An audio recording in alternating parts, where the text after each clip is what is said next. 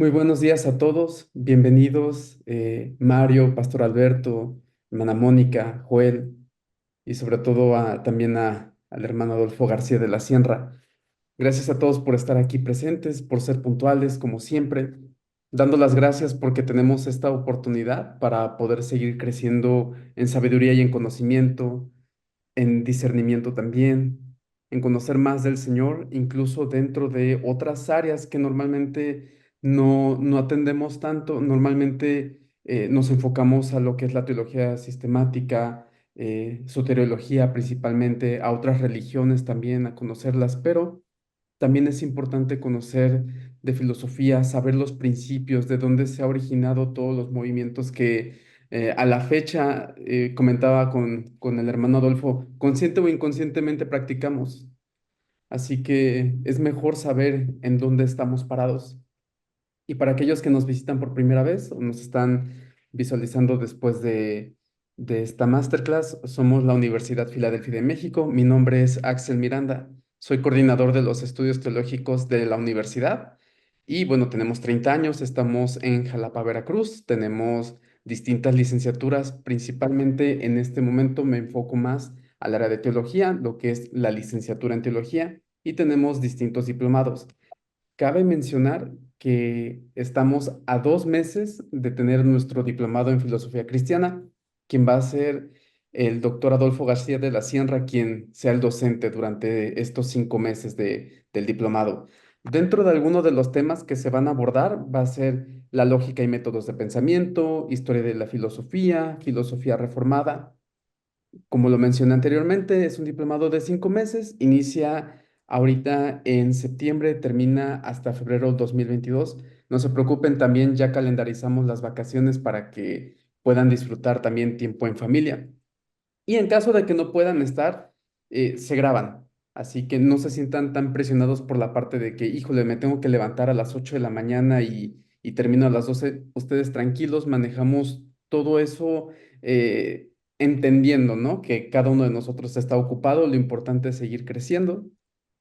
Y entrando en materia, tenemos en este día la masterclass titulada Guillermo de Ockham y la Reforma Luterana. Para aquellos que están por primera vez, normalmente es una plática de 30 a 40 minutos expuesta por el doctor Adolfo García de la Sierra y después se deja lugar a lo que son preguntas y respuestas. Más o menos unos 10 20 minutitos.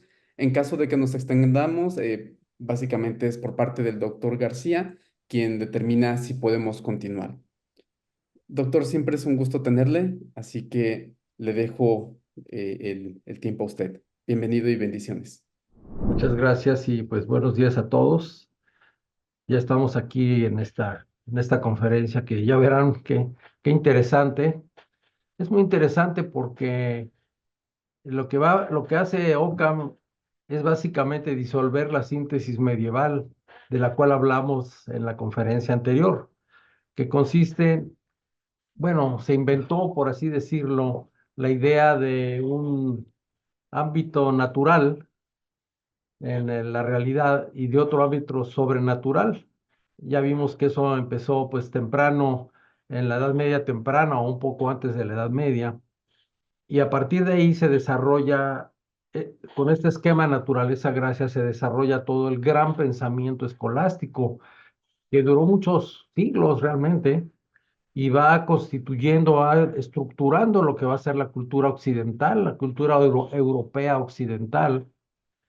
Y alcanza su cúspide con Tomás de Aquino, con su gran obra.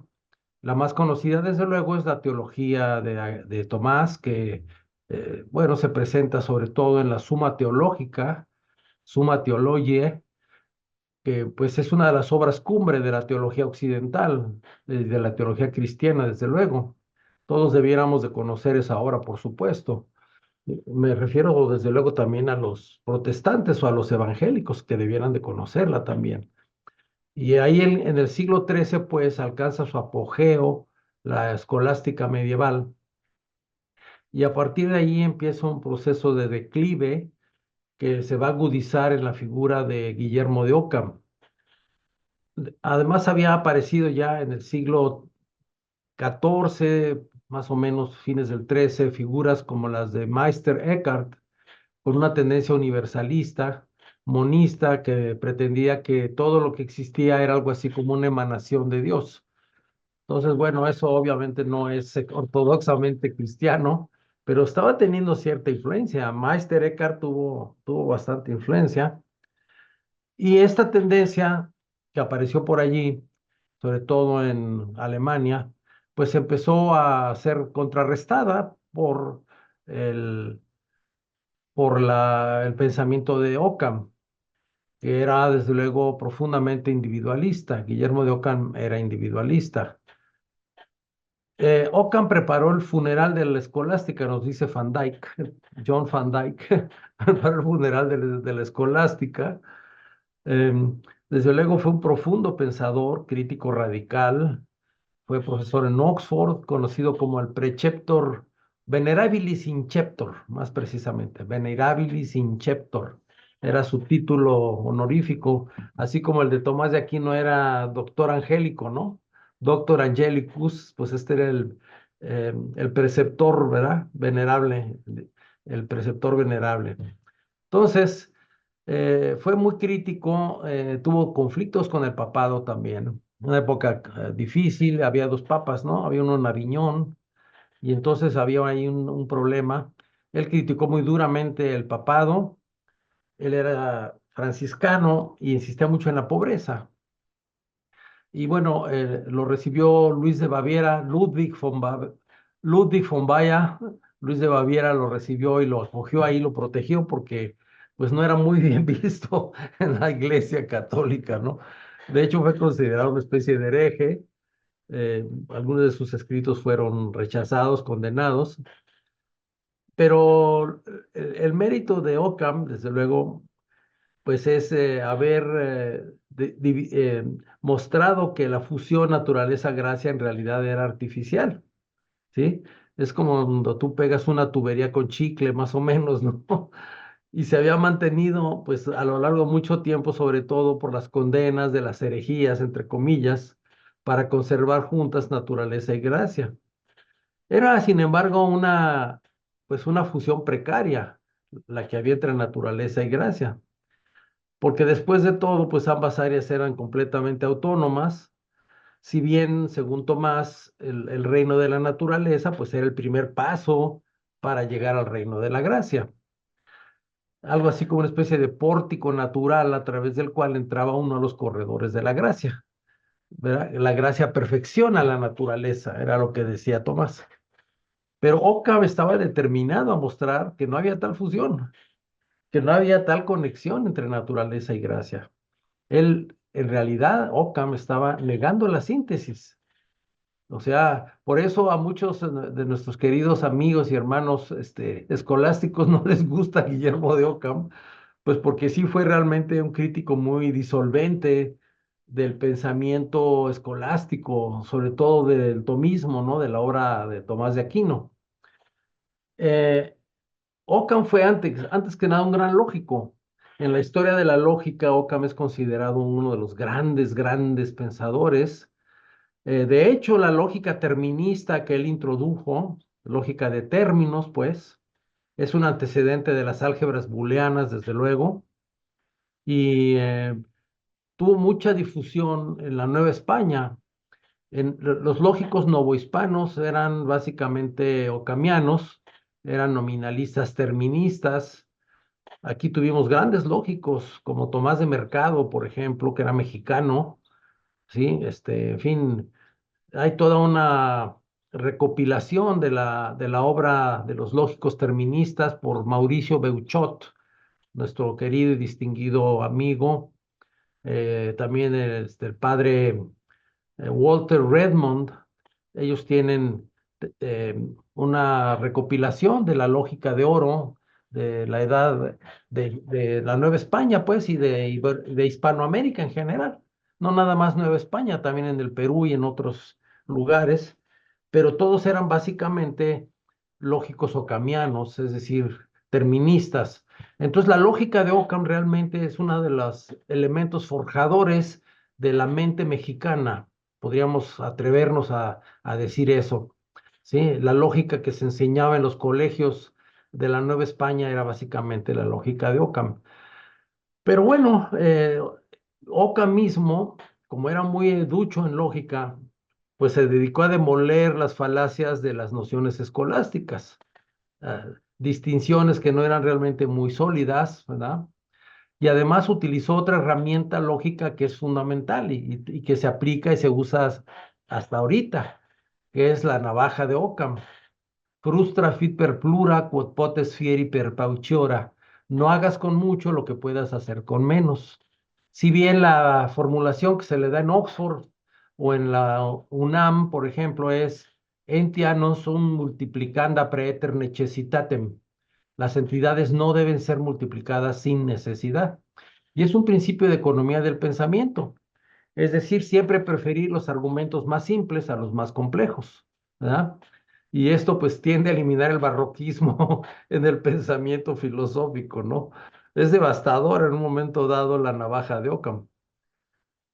Pero al aplicar este principio, pues Occam consiguió deshacerse de muchísimas distinciones escolásticas.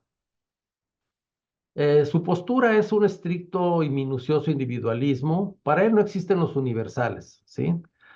Que básicamente eran concebidos por todos los escolásticos anteriores, casi todos, pues, Tomás incluyendo, empezando con Agustín de Hipona, pues como ideas en la mente de Dios, que básicamente era una especie de platonismo revisado, reformado, ¿no? Poner las ideas platónicas en la mente de Dios en vez del topos uranos, como decía Platón. Bueno, lo que va a decir Occam es que no existe ni el topos uranos ni tampoco hay ideas en la mente de Dios. Y entonces su forma de pensar rompió con toda forma de especulación. Esto les debe gustar mucho a los protestantes, desde luego, ¿no? Porque quiebra la especulación sobre la esencia de Dios. Entonces lo que dice es que no existen los universales, no hay tal cosa como una forma o formas universales, no hay el ser como tal, no hay la justicia como tal, nada de eso. Solamente hay cosas individuales para Ockham, hombres y mujeres individuales, piedras individuales, árboles individuales, cerros individuales, estrellas individuales, y no existe nada universal en el cosmos para Ockham. Entonces, los universales son pues solamente conceptos que se obtienen al abstraer características similares. Observamos que hay dos cosas que se parecen y con eso la mente humana construye un concepto, ¿ah? Las compara y dice, bueno, aquí hay una similitud y el concepto no es más que un reconocimiento de esa similitud. Además, Ockham fue empirista, es decir, no se puede hablar de nada que no aparezca en nuestra experiencia. Entonces, toda especulación acerca de la esencia de Dios y de no sé qué tanto, todo eso es eliminado por Ockham, ¿sí? Dice, a ver, hablemos de lo que sabemos y de lo que podemos ver, y, oír y escuchar. Y esto, desde luego, es el comienzo del empirismo inglés, que va a ser luego muy importante con John Locke y sobre todo David Hume, pero también el obispo Berkeley, desde luego, ¿no? Entonces, Ockham realmente es el que inaugura, podríamos decir, o es el precursor del empirismo británico. Y así que para Ockham, pues, los conceptos no son más que eso, son flatus vocis, podríamos decir prácticamente. Y era un empirista, ¿no? Entonces, lo que hace Ockham, pues, es rechazar todas las pruebas escolásticas para la existencia de Dios. Pero un rasgo muy importante de Ockham fue el voluntarismo. Es decir, afirmó la primacía de la voluntad sobre el intelecto, como Tomás de Aquino lo había hecho. Ockham creyó que Dios es omnipotente y absolutamente libre y soberano, pero además sí introdujo una concepción que luego iba a ser criticada por Juan Calvino, que es la que Dios era un ser caprichoso y antojadizo que podía cambiar, por ejemplo, las leyes morales a su voluntad. ¿Sí? Entonces Dios en la concepción de Ockham se empieza a parecer al ciego destino griego, ¿no? imposible de predecir, impredecible, pues, ¿no? Porque ya todas las leyes que existen, pues son una especie de capricho de Dios que puede cambiarlas en cualquier momento. A lo mejor mañana nos despertamos sabiendo que el asesinato es una virtud y que Dios ordena que asesinemos a la mayor cantidad de gentes posible. Eso se deriva del sistema de Occam, ¿sí? Que podría suceder eso. No hay nada en la esencia de Dios que garantice que no va a cambiar sus leyes, sobre todo sus leyes morales. Y esto, desde luego, al protestantismo no le va a parecer, ¿sí? Porque Calvino en particular trabajó este problema y lo que Calvino dice es que la misma naturaleza de Dios, su naturaleza misma es justicia, pues, y por lo tanto sería contrario a lo que él es, ordenar algo distinto de la justicia. Pero bueno, ese es otro tema. Pero sí es importante porque definitivamente la obra de Ockham va a abrir estas discusiones entre los reformadores, ¿sí? Lutero particularmente, pues sí fue de la escuela de Ockham, como vamos a ver en un momento. Para Ockham, el área de la gracia, o sea, la Biblia, la fe, nada tiene que ver con el área de la naturaleza. Nada que ver, nada que ver con el Estado, nada que ver con la ciencia, la sociedad, ¿sí? El movimiento de las cosas, la física de las cosas, nada. La palabra de Dios, pues, fue confinada a una supuesta área de gracia. Y ahí quedó, y entonces se volvió cada vez más irrelevante, y entonces la obra de Ockham realmente va a abrirle la puerta al humanismo en toda su plenitud, ¿verdad? Cada vez se va a hacer más fuerte el humanismo y cada vez más chiquita la gracia, ¿verdad? Entonces la Biblia cada vez se ocupa de cosas más pequeñitas y cada vez más limitadas, y entonces toda la fuerza de la ruptura, pues, de la escolástica, lo que va a producir, por un lado, es el ascenso del humanismo en toda su potencia, particularmente en el Renacimiento. Y bueno, después en el desarrollo de las ciencias, obviamente, que tuvo mucho que ver. Y esto, bueno, pues sí se le debe bastante a Occam, ¿no? Entonces, Occam es el que abre la puerta al humanismo, por un lado, pero por el otro, como vamos a ver, también le abre la puerta a la reforma protestante en Lutero particularmente, ¿sí? Porque em, en Lutero se van a encargar las presuposiciones filosóficas y religiosas del movimiento que él encabezara. Va a ser un movimiento muy importante. Lutero fue miembro de la escuela efectivamente ocamiana de pensamiento, porque fue discípulo de Gabriel Biel, quien fue un influyente difusor del pensamiento ocamiano. Vivió entre 1425 y 1495, básicamente las tres cuartas partes finales del siglo XV. Biel fue muy importante en Europa. Todo el mundo citaba a Biel, estaba como de moda Biel, ¿no? Pero era sistematizador y exponente y difusor del pensamiento de Occam. Compuso varios comentarios de Occam sobre las sentencias de Pedro Lombardo, y el mismo Lutero llegó a declararlo así. Ahí les va, textual en el idioma original de Lutero. Ich bin, yo soy, von Ockhams Schule, soy de la escuela de Occam. Así lo dijo Lutero en todas sus palabras. Fue tan importante la docencia de Biel en las universidades de Erfurt y Wittenberg, que era donde Lutero residía, que los occamistas de esas universidades fueron conocidos como gabrielistas, ¿sí? Los gabrielistas. Y es bastante seguro afirmar, por lo tanto, pues que Lutero fue un gabrielista. Entonces, realmente el pensamiento filosófico de Lutero que va a influir en su teología posterior, pues es el gabrielismo, que en el fondo no es más que el pensamiento ocamiano. Entonces, dense cuenta del poderío del pensamiento ocamiano que va a provocar realmente la, el divorcio entre lo que los medievales llamaban naturaleza y gracia. Johann von Staupitz era vicario general, murió en 1524. Era el vicario general de los agustinos en la época de la Reforma de Lutero. Era doctor versado en teología, director espiritual, protector y mentor de Lutero. Y fue bajo su influencia que Lutero revisó el ocamismo de Biel y que se entregó al estudio de la escritura. Staupitz siguió siendo católico toda su vida y en realidad denunció la doctrina de Lutero como herética. Él no siguió a Lutero en la Reforma, desde luego, pero fue muy influyente en el pensamiento de su discípulo Lutero. ¿Pero en qué consiste el ocamismo teológico de Biel? Básicamente es una presentación particularmente clara y precisa del nominalismo de Guillermo de Ockham. Ockham, por cierto, vivió entre 1285, que ya se acerca el fin del siglo XIII, y fallece por ahí a mediados del siglo XIV, por ahí del 49, entre el 47 y el 49 del siglo XIV fallece Ockham.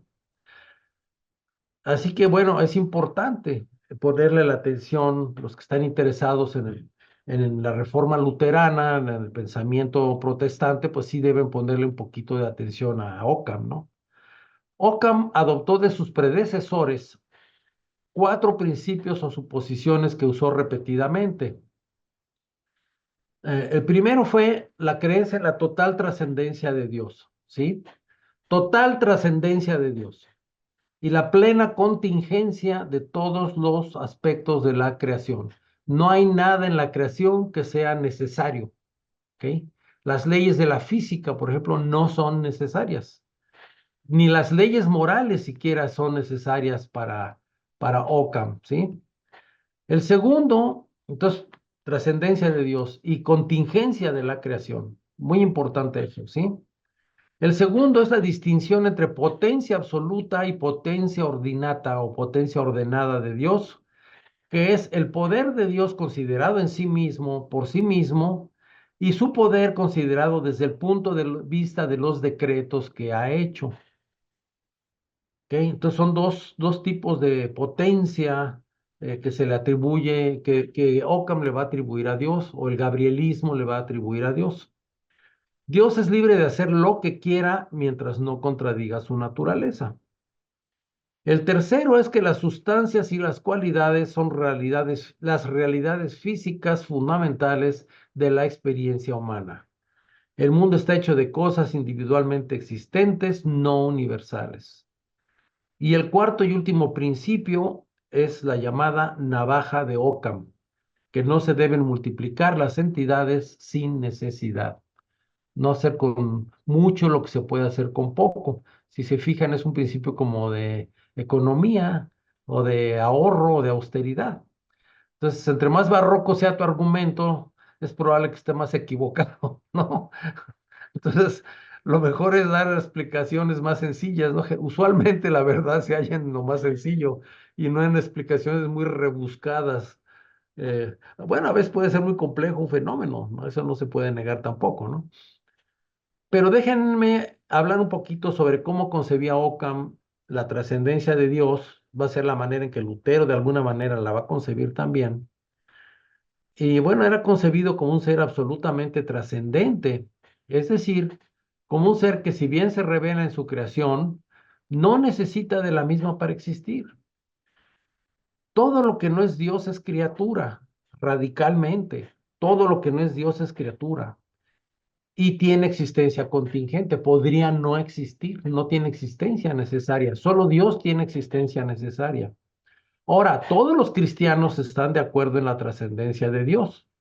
Los problemas empiezan cuando se discute la naturaleza de Dios y en particular si hay ideas eternas en la mente de Dios que funjan como ejemplares conforme a los cuales Dios había hecho todas las cosas. El catolicismo romano va por este lado, ¿sí? La teología atomista piensa que hay esos ejemplares en la mente de Dios conforme a los cuales Dios habría hecho las cosas. Por lo tanto, al que tiene conocimiento de los universales, digamos, de la estructura de los universales, tiene conocimiento de la naturaleza o de la esencia de Dios.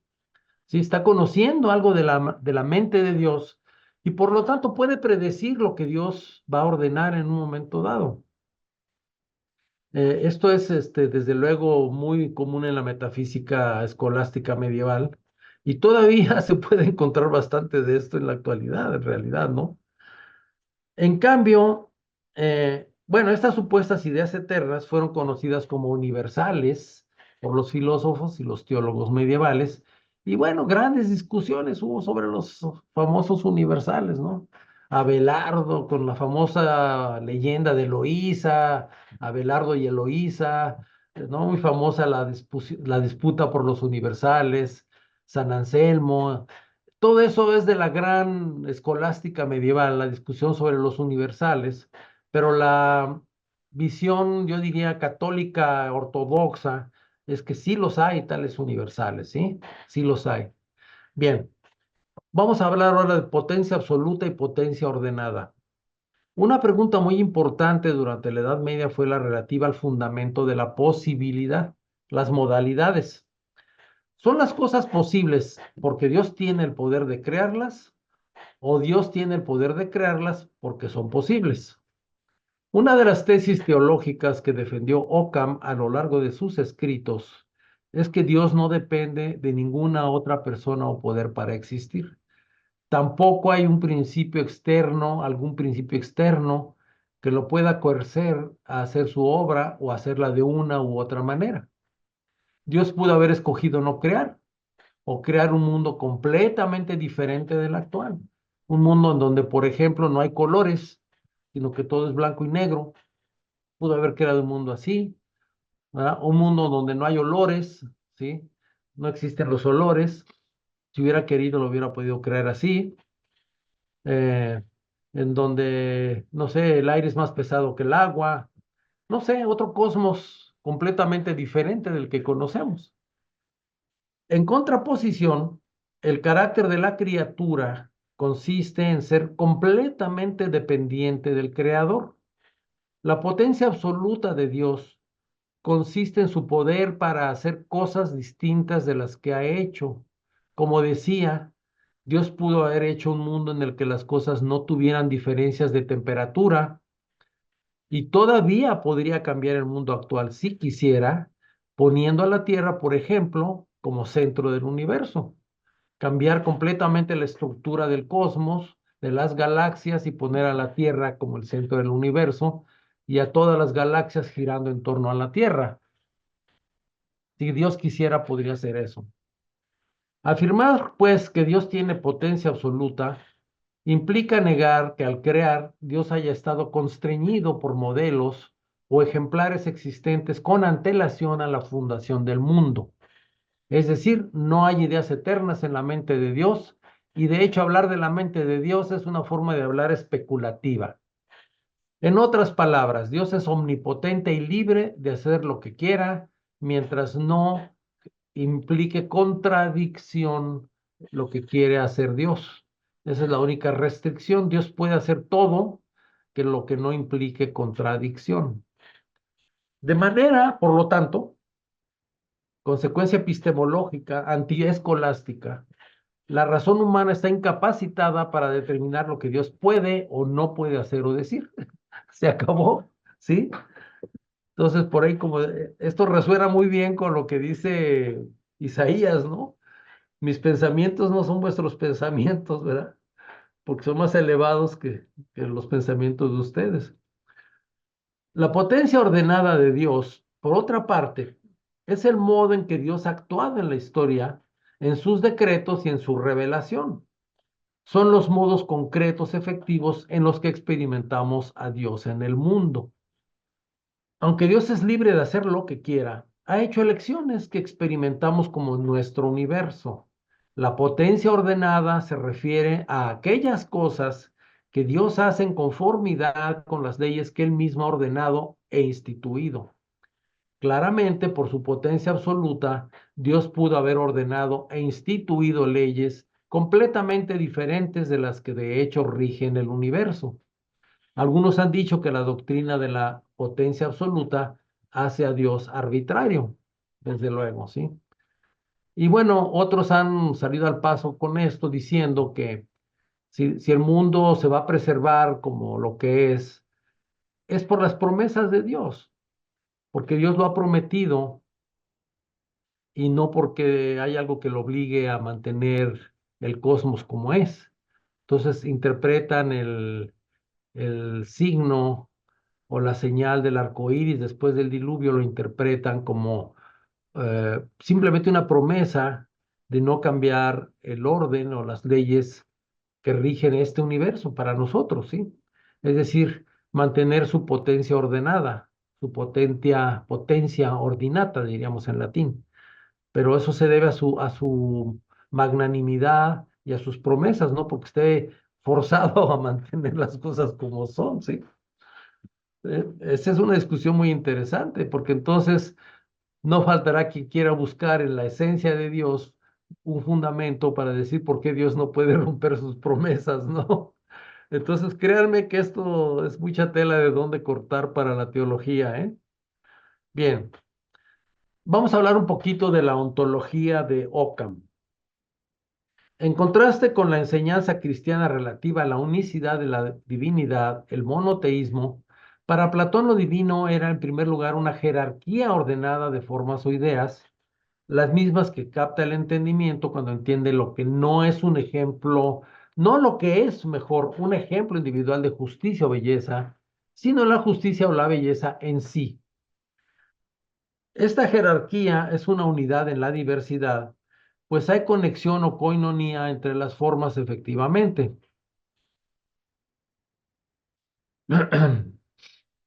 las cuales todas ellas finalmente están subordinadas a la idea del bien.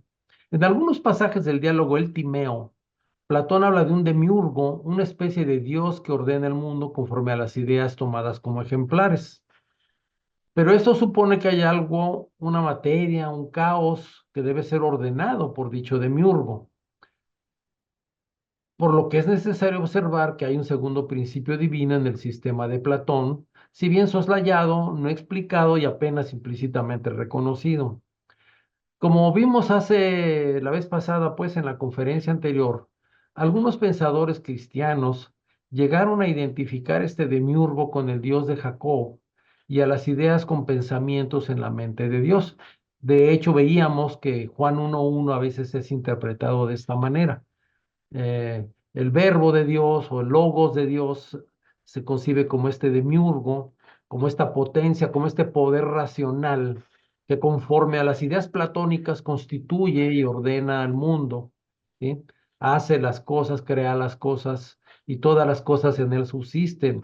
Entonces, a veces se interpreta de esta manera, digamos, especulativa el término verbo de Dios o palabra de Dios o logos divino de Juan 1.1.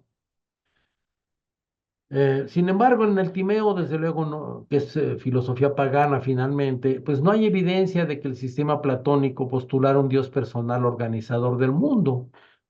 Más bien, el Dios de Platón es una figura simbólica que representa la razón como una fuerza operativa en el mundo.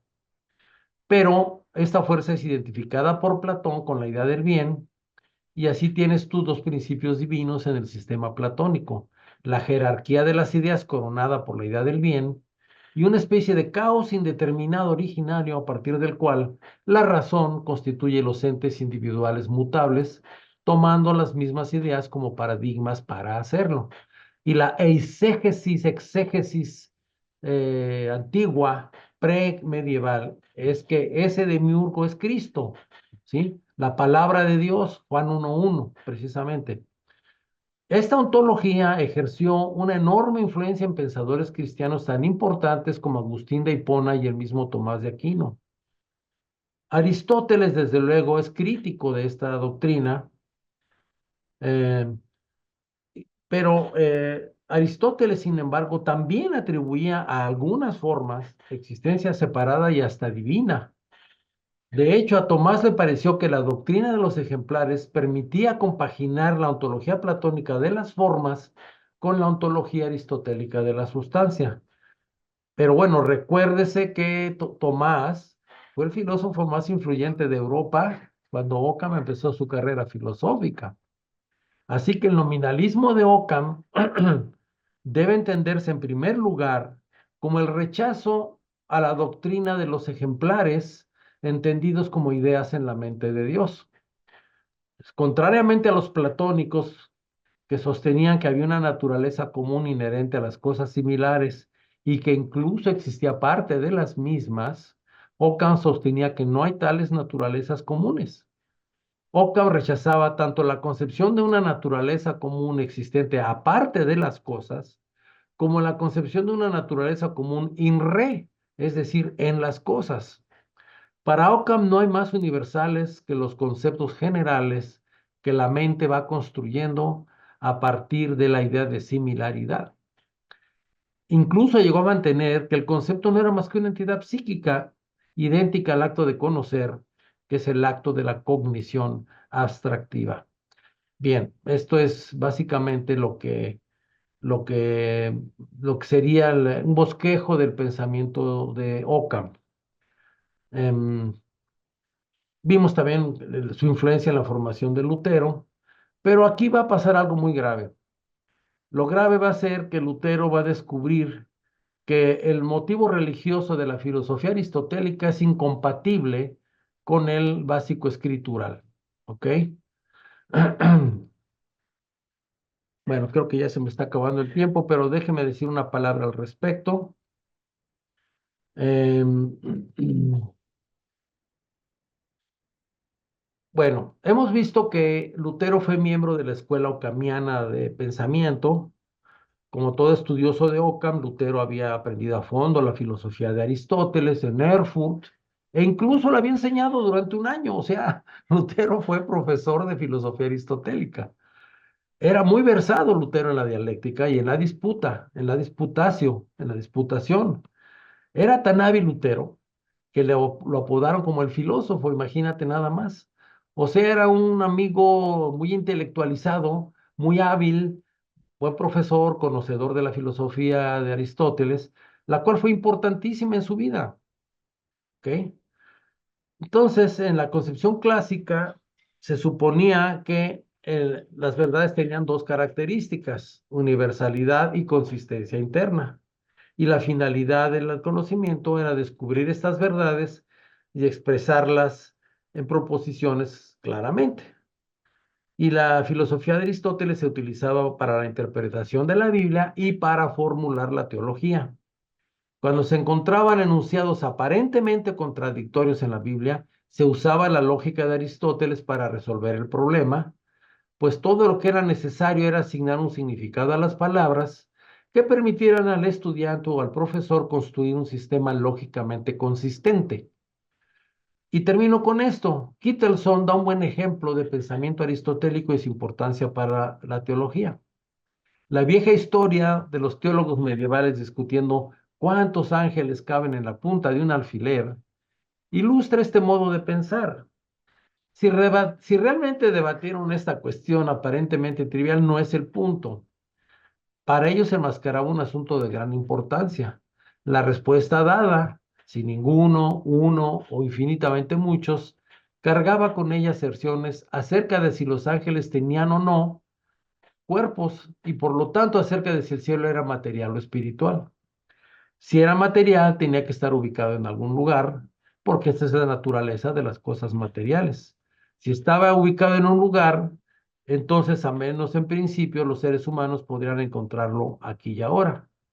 Más aún, por extensión, las doctrinas de la resurrección y de la vida eterna desaparecerían repentinamente y desde luego, pues eso no podría ser, ¿no? Bien, entonces hubo muchos debates. eh, Y eventualmente Lutero se va a apartar de Aristóteles, sobre todo en lo relativo al llamado libre albedrío. Y entonces desarrolla una gran aversión a la filosofía de Aristóteles, a la cual llama la serpiente de muchas cabezas. Y dice que su ataque surge principalmente de la mundanalidad profana y atrevida que Aristóteles trae a la teología. Y bueno, ya vimos la diatriba en la propaganda o la invitación a esta conferencia, la diatriba de Aristóteles, de Platón, de Lutero contra Aristóteles, muy dura, ¿no? Decía que si no hubiera sido un hombre de carne y hueso, no vacilaría en afirmar que era el mismo diablo, ¿no? Pero bueno, termino con esto. Lutero escribe unas tesis, 95 tesis, se van a llamar, que no son, ojo, no se confundan con las tesis que clavó el 31 de octubre en la puerta de la iglesia de Wittenberg. No son esas, no son esas tesis, son otras tesis que se recogen en lo que se llama la Disputación contra la Teología Escolástica de 1517, en donde Lutero enuncia 95 tesis en contra de la escolástica. Estas tesis las vamos a tener desde luego en el diplomado. Yo las traduje, están, ya las tenemos aquí. Déjeme mencionar una y termino. Decir que, primera tesis contra la escolástica. Decir que Agustín exagera al hablar contra los herejes es decir que Agustín miente por doquier. Esto es contrario al conocimiento común. Déjeme buscar por ahí algunas sobre Aristóteles. A ver, aquí, contra Gabriel Biel. Es falso aseverar que la voluntad puede por naturaleza conformarse al precepto correcto. Esto se dice en oposición a Duns Scoto y a Gabriel Biel. Tesis número 6 y termino con la 7. De hecho, sin la gracia de Dios, la voluntad produce un acto que es perverso y malo. ¿Sí? Y así siguen otras 90 tesis en este tenor por parte de Martín Lutero. Entonces, en esas 95 tesis, Lutero resume su rechazo de la escolástica em, y no, se leyeron ahí en varias conferencias en universidades alemanas, pero a la gente no le interesó demasiado la diatriba de Lutero contra la escolástica. Lo que les interesaba era más bien el asunto de la gracia, ¿verdad? La salvación por medio de la fe. Era lo que la gente en su corazón necesitaba y quería. Ya cuando empieza Lutero a hablar de la escolástica y de Occam y de Aristóteles, al pueblo común, pues francamente no le interesa, ¿no? Pero sí es del interés de los teólogos y debiera serlo hasta la fecha del interés de los teólogos o de personas interesadas en un conocimiento más profundo, pues de la teología en general, ¿no? En fin, bueno, pues esto es básicamente, Lutero desde luego no pensaba que era posible reformar la filosofía, para él la razón era básicamente Aristóteles o producía el monstruo de Aristóteles, ¿no?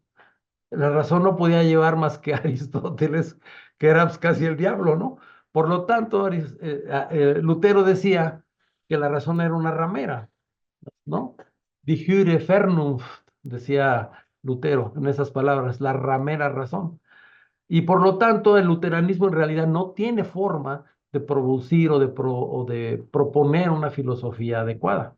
Pero eso es otro tema que habremos de ver a lo largo del diplomado.